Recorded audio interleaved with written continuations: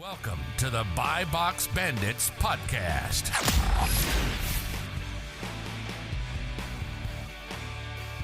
What's going on, everyone? Welcome back to the Buy Box Bandits podcast, episode 144. We got another wholesale special for you guys today. We are luckily joined by RahulFBA, who is actually the second ever podcast guest who I wasn't familiar with prior to the episode. Right now, ladies and gents, and those of you guys who might be new to the show, you guys know the first one ever was Corey Gannon, who is an incredible friend of ours now, right here. So we're expecting. I pretty much created Corey Gannon, the social media star. Yeah, so you're stepping into big shoes here, Rahul. But good to be here. We're talking off camera that we had actually connected prior, which I wasn't familiar with. Turns out we had, because you and I have a very similar past, Spacey. But you kind of just want to give the audience a full walkthrough on where you're located, who you are, what you've done on Amazon so far. Then we'll dig in detail. Yeah, of course. Thank you, first of all, to Garrett and Miles for having me on.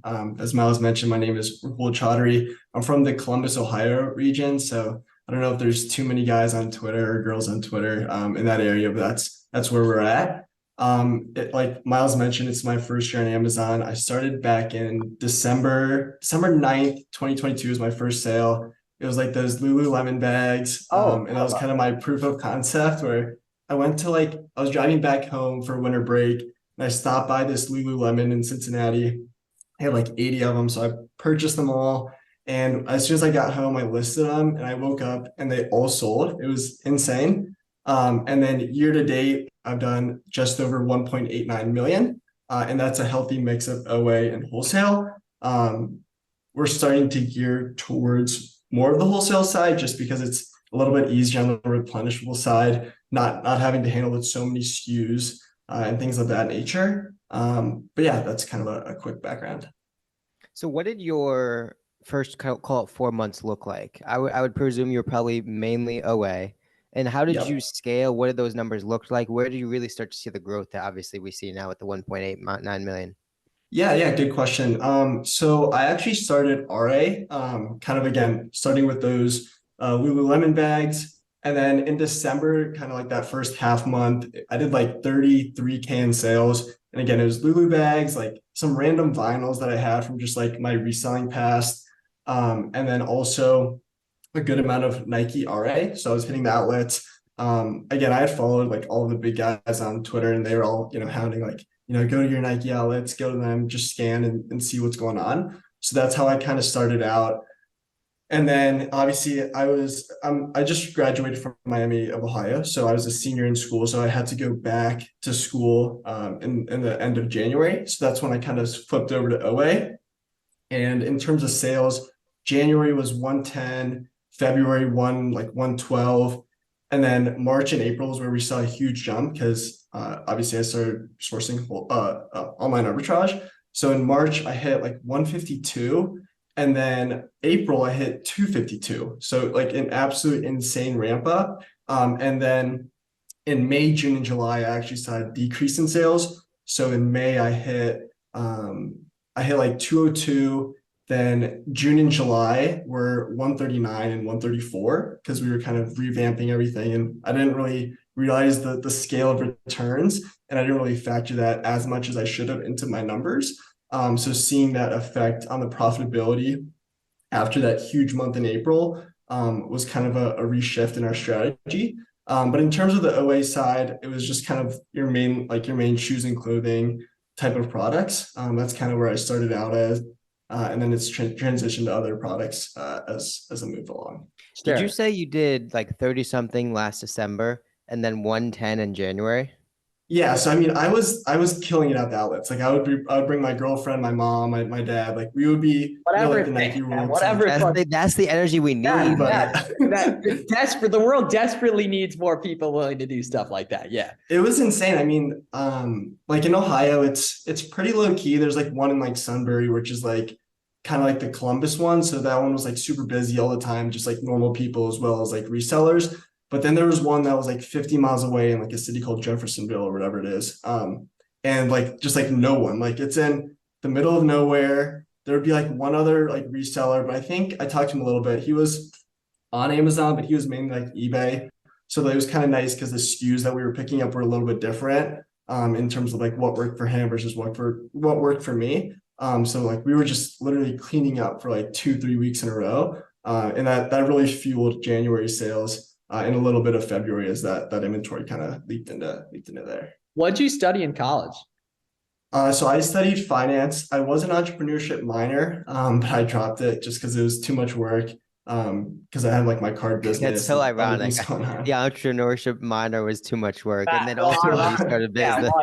Well, because I can tell you've given a bunch of presentations because you're really well spoken. It's always interesting, like who's Thank you. a really good speaker. And I think it's probably your first podcast you've been on. Yep, this is my first time. Cool, So exactly. Right. So a couple things. So couple requirements here. So you got to write a Twitter thread on fast growth now, and then you got to pin it to your profile here, right? Because the buy box bandit is going to skyrocket you past 100 followers, right? This is going right. So this is the necessity right there, and I think, but it's crazy. And so it seems like what you said, you were very similar to myself, where you had a major reselling background. Yeah, so I can talk a little bit about that. So I mean, I can go all the way back, and I'll be kind of quick through it. But started reselling in 2019. Like, was addicted to those Gary V garage sale flips. I think Miles, you were too. Love it. So I was hitting those up in the summer of 2019 before I went to school, just like flipping like random electronics, like radio sets, whatever I could find, basically. Sold those through. Then in 2019, I went to school, like I mentioned, in the fall, and I had a random roommate. And like, obviously, we're really good friends, probably best friends at this point. And he introduced me to the world of kind of like online selling and kind of the world of like random resell is what I would categorize it as. And he was heavy into concert tickets. And then there's like hype products. Like, you guys remember the like one chip challenge, like those hot chips? That was Amazon, actually. Right? Wasn't that good on Amazon too, right? So that's a good point that you point out, Miles, because we were on eBay because, like, again, we had the limiting belief like Amazon was hard and it was like we were new to it as well. So we were like, oh, like we're not, like, this is just too much. Like, we're just gonna quickly flip this on eBay, whatever. And he had done it for 2 or 3 years, so he was able to really teach me like how to like boost my eBay a little bit better than just like my garage sale flips. But I was heavy in concert tickets. I mean, we were ripping them in 2019, and then as you guys know, COVID hit. So not only did that concert ticket flipping stop, but I had to refund a few sales, which really, I don't know, it wasn't demotivating, but I was like, oh my gosh, now what? Like this was awesome, was making a ton of money. And it was super quick because now, I mean, you have to wait for the whole payout. I mean, you can go through a broker and stuff, but back then it was, you buy it, you sell it, and StubHub pays you in like 2 days. So it was like, the cash flow cycle in that time period was amazing. And then in 2020, obviously transitioned the business, pivoted. I was in a few like the big reselling group chats. So I did a lot of pools, Nintendo Switches, PS5s. I mean, this is basically what everybody did. But that's really what built up my capital because I didn't really have that much cash. And then I was able to kind of cycle that concert ticket money into that. And that stuff was killer, right? Facebook Marketplace, eBay. Oh, yeah. I mean, the turnaround was insane. But again, throughout the whole time, I was like watching, YouTube videos like Reezy Resells, and all these guys were posting like their Amazon stuff. And I was like, wow, like that is so cool. I'll get to that. I'll get to there at some point, right? I'll do it another day. Or, I'm just kind of focused on what I'm doing now. And then the end of 2020, obviously pool season died down. Walmart and Menards, they stopped restocking. So I knew I had to kind of pivot my capital into something else. So I knew like cards were heating up, and I kept seeing stuff in like those group chats, like, Prism or whatever they were called, Optic. I didn't really know at the time. So I bought a few boxes. I was able to catch a restock, and they flipped like the same speed as pool. So I was like, okay, this is a huge opportunity. Like, let's full send. So I joined the big group called Card Brokers. It was ran by Zach, my friend, Z-Med now, or I guess that's his Twitter name, but Zach. And we became really good friends. Kind of grew that group with him. And then also like was really into flipping cards. So my approach was basically twofold. I would buy boxes in bulk from basically other resellers, hold them for 2 to 3 months. And that's just how the market was. You hold a box for 2 to 3 months, everything sells out and prices jump. Like I just saw that and was like, that's awesome. I don't have to go to the store. I don't have to go and try and wait in line and get, my limit 2 per. I hated that. So I just kind of wanted a way that I could get boxes in bulk. So I kind of made a network of people inside of Card Brokers where I'd buy in bulk, as well as on Twitter. I did a really good job on Twitter, in my card reselling days, where I built a community where people understood like who I was, what I did. So people would just, DM me saying, hey, like I got 50 boxes of Prism. I'm going to get 50 next week because I know the Walmart employee, whatever. So buy those boxes in bulk, hold them, and then either sell them B2B to like, a breaker. A breaker is just somebody that opens the boxes live on camera. But I'd sell it to them or sell it individually on eBay or StockX, whatever. And then also what I did was grading cards. So that was a huge quote unquote value add that you could have done, right? So buy cards that are raw, ungraded, evaluate them. If they're basically in a condition that's not good to grade, you sell it back on eBay. You basically take a 15 to 20% loss. But the upside is if it gets a PSA 9, at that time, you're looking at a 10 to 20% gain. And then if you get a PSA 10, you're selling it for 3-4x what you paid for. So if you buy a card for 40, you're selling it for 160 after fees, you're 3xing your money, right? So that was kind of the game that I was playing. It was like a calculated risk, and I obviously got better at it as time went on. And then from there, the card market slowed down. So I was kind of caught holding a bag at some point. So what I did was I liquidated basically all my inventory. And I bought like a few key pieces that I really wanted, like some like LeBron James rookie cards and stuff that I really wanted, like personally, ever since I kind of joined into cards. And then I kind of got into the NFT craze a little bit. I wish I was a little bit earlier. I can't say I was, flipping Bored Apes. I don't have that type of money.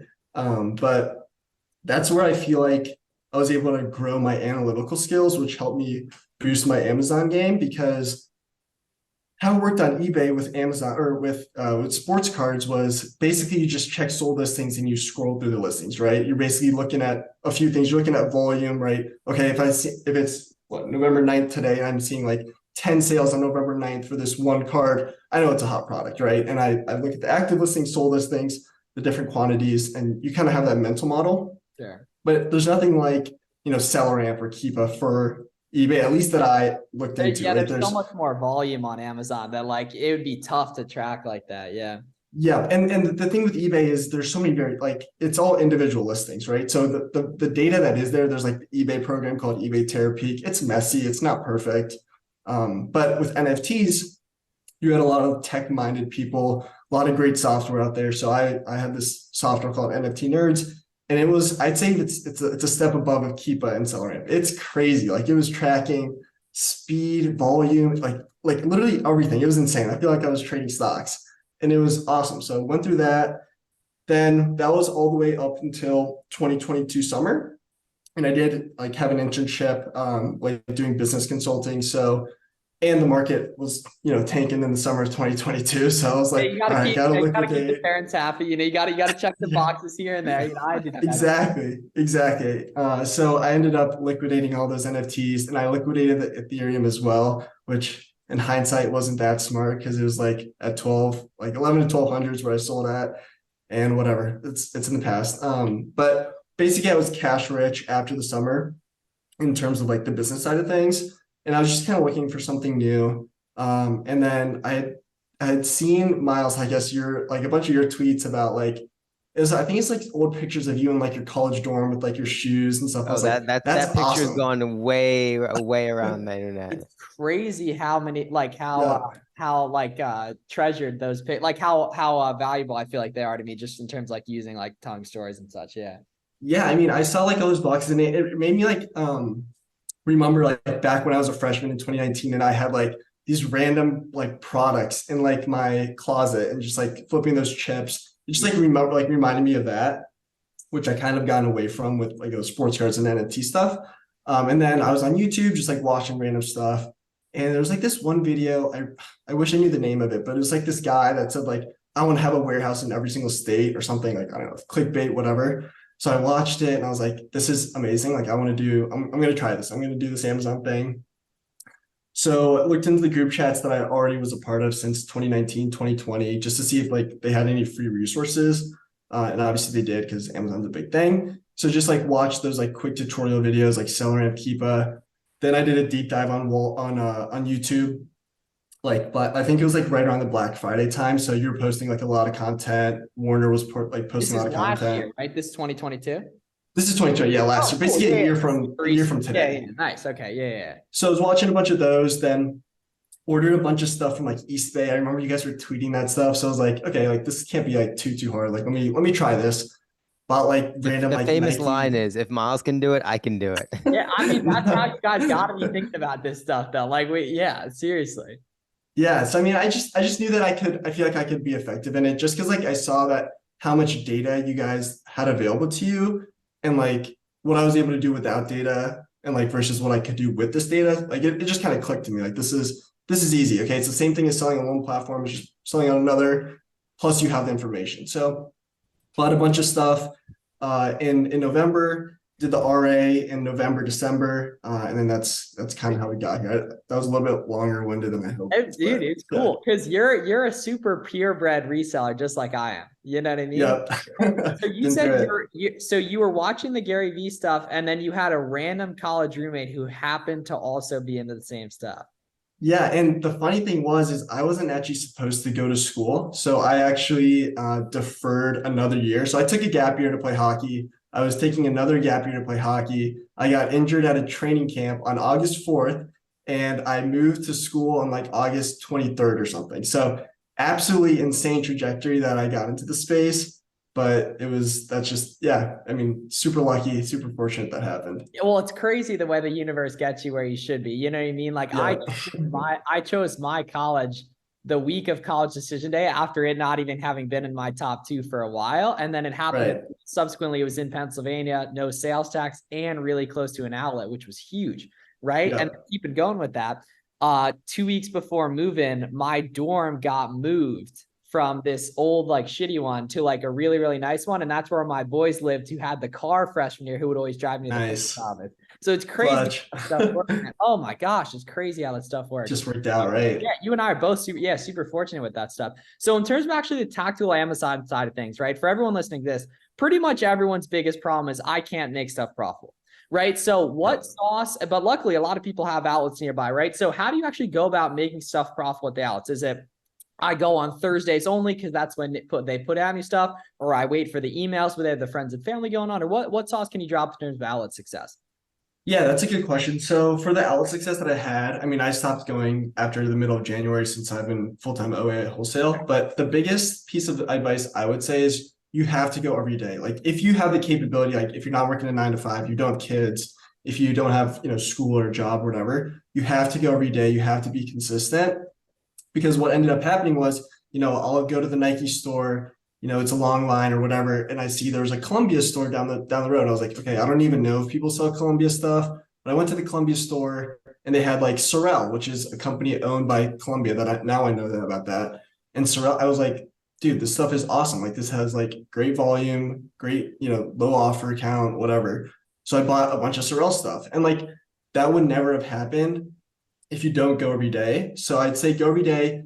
You're going to get to a point where you probably learn the sales cycle. Now, I can't say that I use this to my advantage because I went during the holiday season. So kind of every day there was some sort of sale. Oh, hey, that's right now though. So everyone listening can go take advantage of that right now. I would say go literally every single day from probably right now. I mean, I'm assuming they have some sort of sale. I know Nike.com has a sale, so I'm assuming the in-store has some sales, but if you go every day for probably a month straight, like in a non-peak season, you're going to learn those Thursdays or those Wednesdays or whatever, day they have of a sales cycle. And then I would also start talking to people. I mean, I really felt it. Like when you're going there and you have like 30 pairs on like the side and like people are staring at you and like the employees are like, oh my God, now we have to check all the pairs left, right, security tag.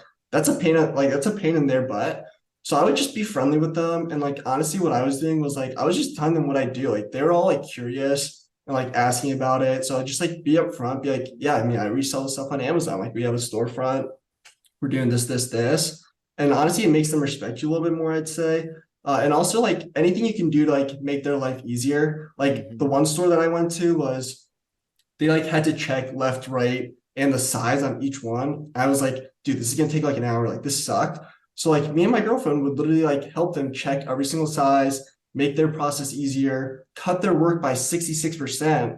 And obviously like they're going to be a lot happier checking out those shoes. Cause I mean, nobody wants to do that, right? Like that sounds terrible. They're not making that much money. They probably are like, not envious, but they're like seeing someone else buy like 30 pairs of shoes, which is like a couple grand. So just make their life easier. like bring him donuts, bring him like candy, whatever, like just things like that. Like you don't have to do it every time, but like after a week, 2 weeks. And then also I'd say a pro tip is definitely make sure you get some sort of sales tax exempt.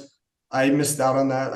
I don't know why I didn't do it for so long, but after about like 3 or 4 weeks, whatever, like one of the managers was like, hey, like, do you have a sales tax exempt? Like, I don't know why, but she was the one that was checking me out. And I was like, oh no, I don't. But I mean, I should have like an LLC and everything for a couple of years. Like I could definitely, apply through the city and whatever. So if you're in a state without sales tax exempt, like it's super easy. Just watching YouTube on it. You don't need to pay anyone for like there's I feel like websites like, oh, pay to get one. Like just watching YouTube, just fill out a few things. It's like $25.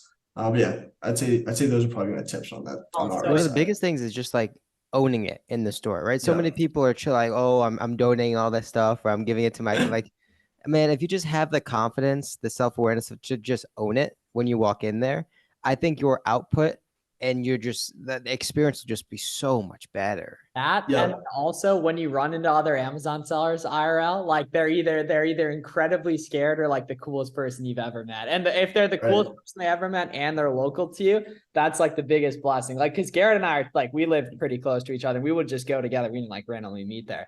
But like that was Wow. really, really fun to get that involved.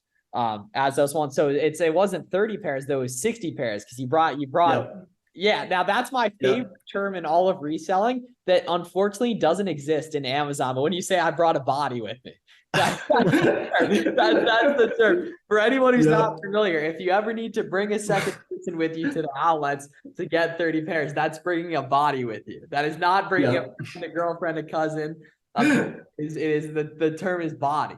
I think George, I think arbitrage Alex brought let's talk to that about that the first time. Yeah. Oh, because that's the thing. It'd be because people would say like, all right, I got a body coming. I got something coming at XYZ time. And so did it click immediately with online arbitrage, or how'd you get that to work so fast too? Because outlets is a little bit more cut and dry. It's kind of just like, all right, the price is the price. With OA, there's way more stuff to look at. You don't get to feel it in your hand. You got a coupon, you got a gift card, you got to get stuff on sale. So what was the process like of acclimating to OA pretty quick, or was it not as quick as you expected? Yeah, I mean, so that's a good question, Miles. So it is, I'd say, a lot different, right? Scanning versus scouring a website can be a little bit different, because like when you're at the Nike, there's like 10 or 15 rows, only a certain amount of products are going to work, right? Maybe not kids. So you only have like 8 or 9 rows of what you're looking through. With OA, right? Like a site like Nike, there's literally tens of thousands of products. I feel like I was able to adjust to that just due to my background on eBay with like sports cards. Like when I was looking for these raw cards, I mean, that's exactly what I was doing, right? I would look up, XYZ player, XYZ year, XYZ type. So like 2021, I don't know, LeBron James Prism, whatever it is I'm looking for. And I'm like literally scouring through every single listing, trying to find one that's clean, centered, no issues with the surface. So in terms of like the patience mindset for that, I think that's why I was able to acclimate to OA well. So I'd say if you have any background in like doing a boring task or kind of mundane task like that, you're going to succeed. And if you don't, it's just going to take time, right? Like I'd say like your first, like, I don't know, 5-10 times sourcing, it's not going to be the most successful. But like once you like understand how a website works, what like link to click first, because like some of these websites have like sale, but then there's like 10 tabs or whatever it is, like 5 tabs, and like 3 of them are good, 2 of them are like, there's never anything. I feel like, well, that's probably a limiting mindset. Like you should probably check it, but like they suck. Like and beginners shouldn't just be going in and doing manual and stuff. I mean, you should be as a beginner, you want to be doing reverse sourcing. So you're looking at pre-vetted items that you already know. This dude has 66 reviews. He's clearly making money. He's selling. There's a reason behind that. Yeah. And I'd say having the RA background that I had for a month kind of gave me an idea of like, 50, 100 SKUs that I had carried. Like I'd understand, okay, like this type of shoe or this type of product has been selling well for me. RA, like, let's see if I can find it OA. Sometimes it's not going to be for the same price. Like if I'm finding it for 40, selling it for 100, I can still buy it for 50. OA sometimes is a little bit, I feel like my margins are a little bit worse than what they were, in December and January. But like that's still profitable, and I can buy 1,000 units versus 50, whatever it is. So I feel like that was the biggest thing. And then in terms of just navigating, like I feel like I don't like Like we don't do as many like coupons right now. Like we just do like sales. Like we usually go heavy for a week or two during those big sales periods, and then kind of cool it off and do other tasks in like the meantime. But yeah. So we are in November. In another couple months, there's going to be a ton of buzz around getting into wholesale with the new Oh, year, with the January, February crave, right? sure. In your opinion, right, for the viewer that's listening to this in January, February, that's looking to get into wholesale, what's that 90-day blueprint look like for them to guarantee the Yeah. success? Yeah, I mean, I'm probably gonna steal a lot of Corey Ganim's thunder because that's kind of how I like learned it, just taking on his free content, as well as that paid course. But I'd say the biggest thing is, first of all, understanding what like types of products you want to sell and then kind of attacking it from there. So once you understand that you want to, let's just say you want to get into like the grocery like industry. From there, you want to find a list of distributors or suppliers, or if you're just trying to go, straight up direct to brand, if that's your angle, then do that like wholeheartedly. I'd say for the first 10, 20 days, compile a list of companies you want to talk to. And then I feel like the biggest thing that I feel like has helped me is I would contact them as I would go. I feel like a lot of people will say like make a list, then contact them. But I would make a list like for 10 to 20 days. And while you're making that list, go ahead and contact them. That way you're kind of getting that instant like approval denial, and you can kind of understand what type of strategy is working. Because sometimes what can happen is if you make a list for 5 days and then contact people for 5 days, and everyone denies you, you probably did something wrong if you reached out to 100 and literally no one made you an account or wants to talk to you.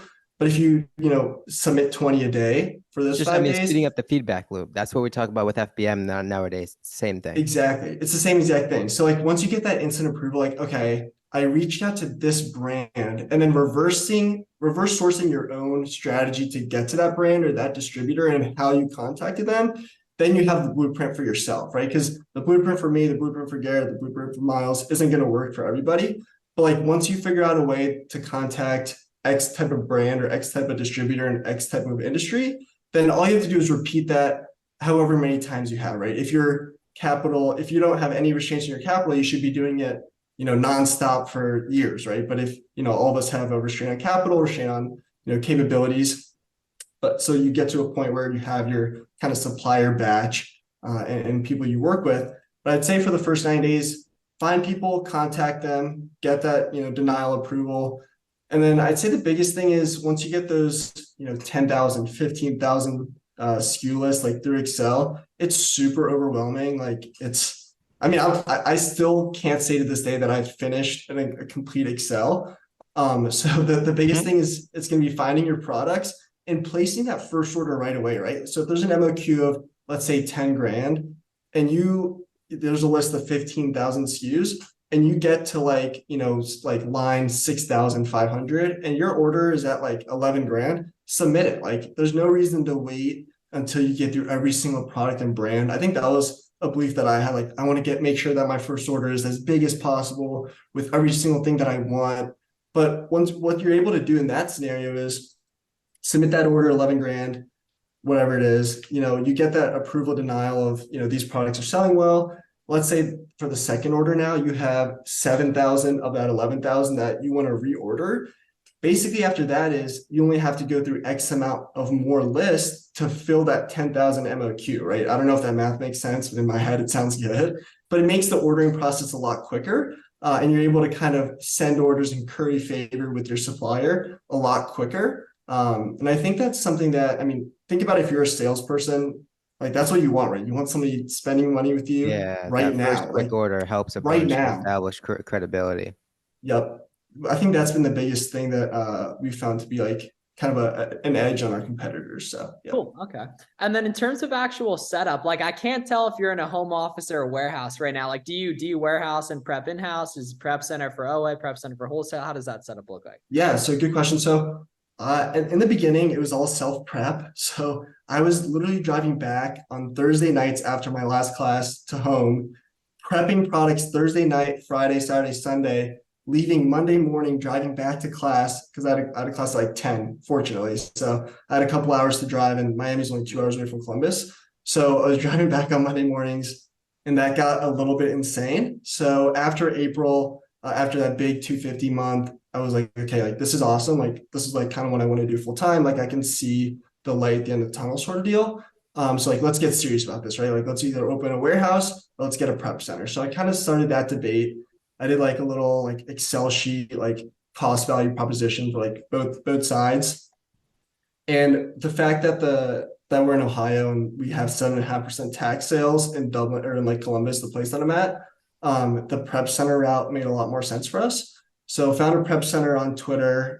Happy to shout them out. Quick Prep. I'm sure like everyone knows about them now. Cool. So Okay, yeah, I nice. think it was our first or second client though. So that'll be my claim to fame. But Sure. got in contact with Danny. Great guy. I don't know if they're taking on any more people, but would highly recommend them. Started sending them. I literally like sent them everything. I didn't do a test. I would not recommend doing that though. But like it was like getting into May and I was about to graduate and then I had like 2 trips planned after graduation. So I was like, we cannot be sending thousands of units like to my parents' home anymore. So sent them everything from day one, been with them since then since November 1st. So since like a week ago, I've started sending OA back to my home just because I'm going to be doing FBM now. So I'm gonna give that a try for the first time. We'll see if it goes well. But wholesale is still going to him. Oh, so did you FBM'd last year though, obviously, right? I FBM'd just like the Lululemon bags and like vinyls, but I sent like all the Legos and like random Nike stuff from Eastbay that I had, like that I sourced a little bit in November from. I sent it FBA. Oh, cool. Okay, nice. Yeah, damn. Oh my gosh. So you could do like 500 and just like you could go crazy. Yeah, we have a good amount of inventory there, but yeah, I'm excited to see what we can do. Who's we? Are you like partnering with someone? No, so we is me. I mean, I do have a team of 3 employees, like offshore. But I always say we because I feel like whenever I talk to a supplier, I'm always like, we're a large company. So yeah.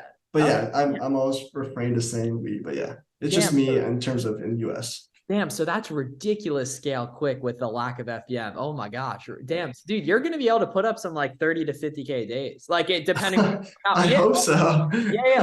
Like depending on what type of stock you have and if you're comfortable overselling, if something's coming in, what's coming in, shit like that. Or you seriously will be able to like kind of like stuff that I've gone through though is like when you got like 900 orders that got to go out the next day, like you start raising the repricer minimums a little bit, right?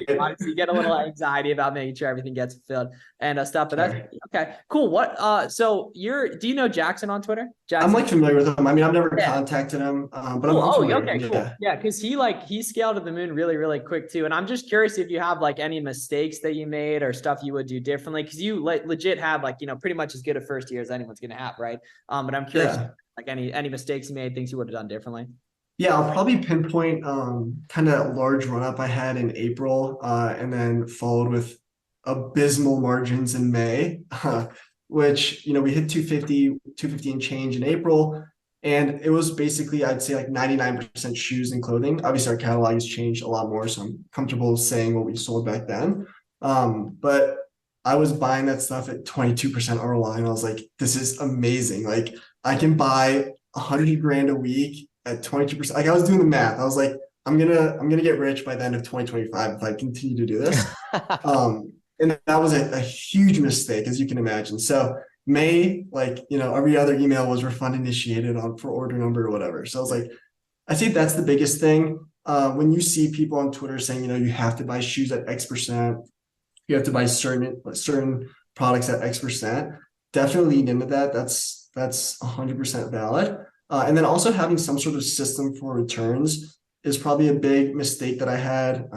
And I just fixed it basically the last 2 weeks because all of our returns go to my parents' house right now. So it's piling up. I mean, so many shoes, I need to figure it out, but got like 10 shelves, like shelving units. We're like, slotting everything's going to be listed on eBay at some point.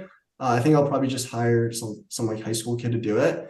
But like dealing with the returns as well as on the buying side, I'd say that's the biggest mistake I've probably had. And it's super easy to avoid it because I think at least I mean, even now, but at that specific like point of the year, I was like so hyped up on buying. Like I saw the proof of concept. Like this was like the first like cards. It's like you have to wait for a release, right? You have to wait till the next year Prism comes out. You have to make sure the rookie class is good. There's so many different variables. But with Amazon, it's like you buy, you sell. Like it's a business, right? So like I kind of saw that and I was like, okay, I gotta buy. Cause like I can see the numbers going up. And the profit was going up too, because we didn't realize those refunds and returns and unfulfillable returns till later on. So definitely like slow down. You'll see your sourcing numbers go up as time goes on. But just be patient with your opportunities because they will come. Yeah, and on this is important though. On the returns topic, he's 1000% right. But especially when you're new, if you you can there are people making tons of money selling shoes at higher ROIs. Like, be fully comfortable selling shoes because you not only get to make money, right? You'll be very profitable if you're doing ROIs, but you'll also learn, and that's the key part. You learn, you get to see stuff selling. And it literally breaks my heart when I see people that commute to jobs they don't like, avoiding selling shoes. And I'm like, what is wrong with you? Like, you're like, just what is stacks. wrong? Yeah.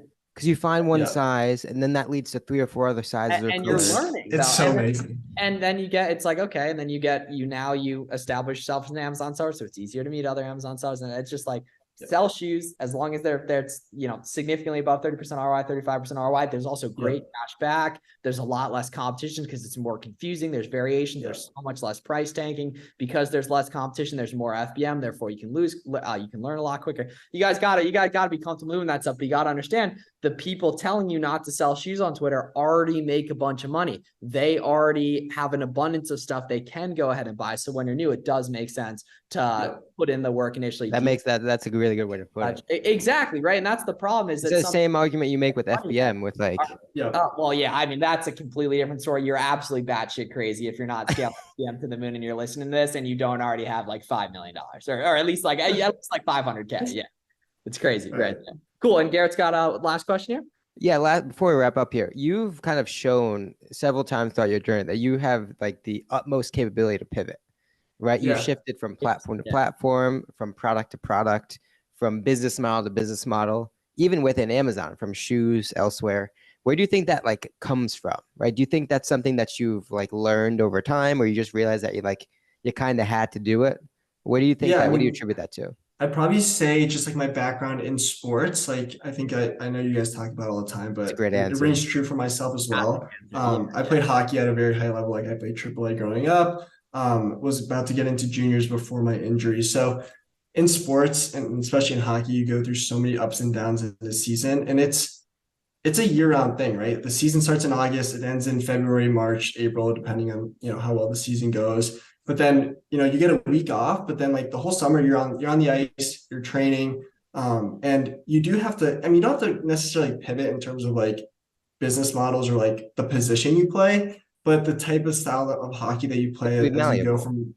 Exactly. And it's more about the resilience, I'd say. And also probably awareness. Like, a lot of people will like be stuck in their like way of doing one thing and just be like, okay, I'm doing it right, or I'm doing it good enough, or like it might take too much to learn another skill. And honestly, I was like that too when I was like, back in 2020 when I was like, okay, Amazon's too hard right now. But like, if I capitalized on that at that moment, I would have been way better off than where I'm at now. I mean, I'm super grateful where I'm at right now, but I can understand that would have been a better opportunity for me to learn it 2 years prior. But you have to have that awareness and willingness to kind of adapt and change. So yeah.